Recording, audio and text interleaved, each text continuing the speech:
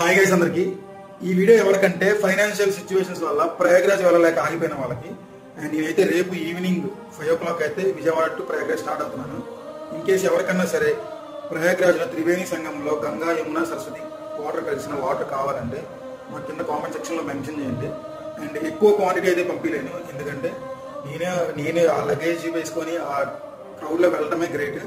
And maximum నేను అనుకున్న quantity ప్రకారం ఎవరైతే కావాలి అంటారో వాళ్ళకైతే ఒక 200 ml అయితే అలాగా పంపిద్దాం అనుకుంటున్నాను.